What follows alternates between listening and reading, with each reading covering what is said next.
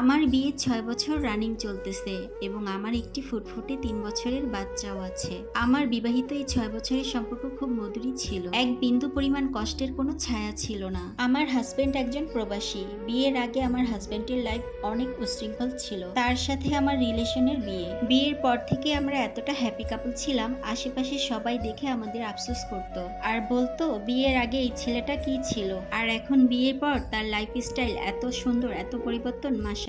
আমার বিয়ে ২ বছরের মাথায় আমাদের দুইজনের সিদ্ধান্তে আমার হাজবেন্ড প্রবাসে চলে যায়। বর্তমানে তার প্রবাস জীবন ৪ বছর রানিং চলতেছে।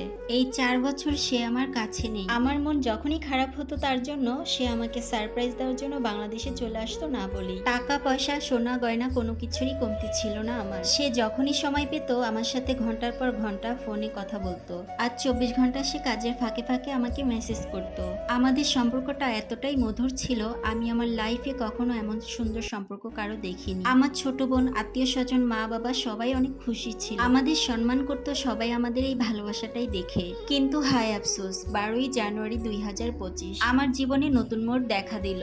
আমি এমনিতেই ফোন ঘাটাঘাটি করতেছিলাম তখন হুট করে আল্লাহর ইশারায় আমার হাজবেন্ডের সাথে ৩-৪টা মেয়ের অন্তরঙ্গ ছবি আমার চোখের সামনে পড়লো। আমার হাজবেন্ডের ফেসবুক পাসওয়ার্ড আমার কাছেই ছিল, কিন্তু আমি তেমন একটা তার ফেসবুক লগ ইন করতাম না। যেহেতু আমাদের ভালোবাসা এতটাই ঘনিষ্ঠ ছিল, আমি কোনোদিনও ভাবতে পারিনি যে আমার হাজবেন্ড আমাকে ছাড়া অন্য কোনো মেয়ের সাথে কথা বলতে পারে। তখন ছিল সকাল ৯টা। বিশ্বাস করেন, এই ভিডিওগুলো দেখার পরে আমি আর নিজেকে ধরে রাখতে পারছিলাম। মনে হচ্ছিল আমি এগুলো কি দেখলাম, আমি যেন সেই মুহূর্তে বোবা হয়ে গেলাম। সকাল টাইমে সে কাজ থেকে ফিরে এসে সে ঘুম থেকে ওঠার পর আমি তাকে মেসেজ দিয়ে বলি, আমি আর তোমার সাথে একসাথে থাকবো না, তোমাকে ডিভোর্স দিয়ে দিব। তখন সে কারণ জানতে চায় আর আমি তখন তাকে তার ভিডিওগুলো সেন্ড করি। পরে সে এগুলো দেখার পর তার ভুল হয়েছে বলে সে আমাকে তাকে মাফ করে দিতে বলে। সে এসব কিছু শয়তানি করেছে, এই সেই আরো অনেক তালবাহানা। আমি কোনো রকম তার কথা না শুনে তাকে বলি, আমি তোমাকে ডিভোর্স লেটার পাঠাচ্ছি, তুমি সাইন করে দিও। এই বলে তাকে আমি ব্লক করে দিই। আর ব্লক করার ২ দিন পরই সে আমাকে না বলেই দেশে চলে আসে। সে আসে আমার কাছে মাফ চাওয়ার জন্য।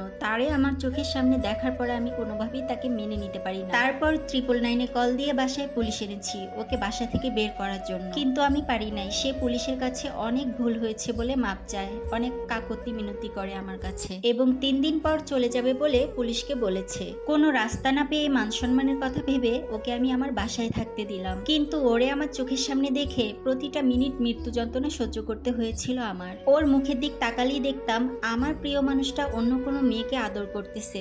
আরো অন্তরঙ্গ অনেক কিছুই ওদের কাটানো সময়গুলো আমার চোখের সামনে ভাসতো। আর ঠিক তখনই আমি ওকে বলতাম আমার বাসা থেকে বের হয়ে যেতে, কিন্তু ও কিছুতেই যেত না, আরো অনেক করে মাফ চাইতো আমার কাছে। আর কোনোদিনও এসব করবে না। ঝগড়া মারামারি অনেক কথাবার্তা শুনে 15টা দিন কাটিয়ে গিয়েছে আমার সাথে। আর এই 15টা দিনে ওর ফোন থেকে আরো অনেক প্রমাণ পেলাম। ও প্রবাসে যাওয়ার পর থেকে আমাকে ঠকিয়ে যাচ্ছে। ওর একটা ফ্রেন্ডের সাথে চ্যাটলিস্ট থেকে পেলাম একটা। ও কবে কবে হোটেলে যেত, কবে কবে মেয়ে নিয়ে রুমে যেত, সবকিছুরই প্রমাণ পেলাম। এসব দেখার পর আমার মন আরো অনেক খারাপ হয়ে গেল। তারপর ভাবলাম ওর যে ফ্রেন্ডের সাথে ও এইসব বিষয় নিয়ে আলাপ আলোচনা করেছে, সেই ফ্রেন্ড তো জানতো ও বিবাহিত, ওর একটা বাচ্চা। কিন্তু অবাক হলাম ছেলেদের বন্ধুত্ব কতটা ভয়ঙ্কর। তার বন্ধু জানতো আমি তার ওয়াইফ, তারপরও তার বন্ধু কিভাবে সাপোর্ট দিত অন্য একটা মেয়ে তার রুমে আনার জন্য।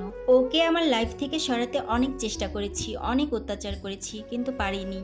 আর সেও সব অত্যাচার সহ্য করে এত মাফ চেয়েছে এই 15 দিন। ভাই, কোনো পুরুষ এমন করে মাফ চাইবে না আমার মনে হয়। এত পরিমাণ শারীরিক আর মানসিক নির্যাতন করেছি ওকে আমি। অন্য কেউ হলে বলতো ভাই তোর মতো বউ একটা গেলে আরো 10টা পাবো, কিন্তু না, সে এসব কিছুই বলেনি, বরঞ্চ 1000 বার মাফ চেয়েছে আমার কাছে। সত্যি বলতে বিশ্বাস করেন, আমি ওর ফেসটা 1 সেকেন্ডের জন্য সহ্য করতে পারতাম না। পরে তাকে মিথ্যা সান্ত্বনা দিয়ে বলি, আমি তোমাকে মাফ করে দিয়েছি, যাও তুমি বিদেশ চলে যাও। আর সেও এসব বিশ্বাস করে প্রবাসে চলে গেল। সে প্রবাসে যাওয়ার পর প্রতিটা রাত আমি তাকে বলতাম, তুমি কখনো আমাকে কষ্ট দিও না, আমাকে কষ্ট দিলে আমি একেবারে শেষ হয়ে যাব। সে তখন আমাকে মিথ্যা সান্ত্বনা দিয়ে বলতো আমি ছাড়া তার অন্য কোনো মেয়ের সাথে কথা বলার ইচ্ছা হয় না। সে এই দুনিয়াতে আমাকে আর আমার বাচ্চা ছাড়া কিছুই ভাবতে পারে না। তার বলা এসব মেসেজ ডেটের সাথে মিলিয়ে দেখলাম আমাকে এসব মিথ্যা সান্ত্বনা দিয়ে ঠিক ওই রাতেই সে বাসায় আবার মেয়ে নিয়ে ঘুমিয়েছে। প্রতি রাতে সে আমার সাথে কথা বলে অন্য মেয়েদের সাথে ঘুরতে যেত,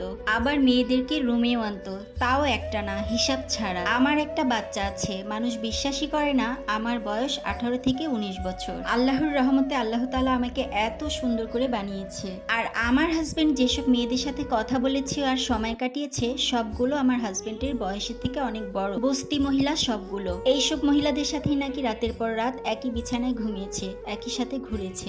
আমার কথা হলো, তুই আমার থেকে সুন্দরী একটি কম বয়সী মেয়ে নিয়ে কথা বলতি, রাতের পর রাত তার সাথে থাকতি, তারপরও আমি মেনে নিতে পারতাম। তাহলে আমি আমার মনকে বুঝ দিতে পারতাম যে আল্লাহ পাক আমাকে সুন্দর করে বানায়নি, তাই আমার স্বামী অন্য নারীতে আসক্ত হয়েছে। আমি নিজেকেই ঠিক রাখতে পারতেছি না। সে বাংলাদেশ থেকে যাওয়া 6 দিন পূর্ণ হলো। এই 6 দিনে না হলো সে 6000 বার আরো মাফ চেয়েছে। প্রতিদিন কান ধরে উঠবস করে ভিডিও করে সেই ভিডিও আবার আমার কাছে পাঠাচ্ছে। প্রতি রাতে নামাজ পড়ে কান্না করে আল্লাহর কাছে মাপ চাচ্ছে। সে কোরআন শরীফ ধরে বলে সে সারা জীবনের জন্য ভালো হয়ে যাবে, আমাদের তার কাছে নিয়ে যেতে চায়। তার চাওয়ার কোনো কমতি নাই, সে সব ছাড়তে পারে কিন্তু আমাকে আর আমার বাচ্চাকে ছাড়তে পারবে না। কিন্তু তার এই সবকিছুই আমার কাছে ফিকে লাগছে, আমি কোনো কিছুই আর মানতে পারছি না। আমি শেষ হয়ে যাচ্ছি প্রতি মুহূর্তে।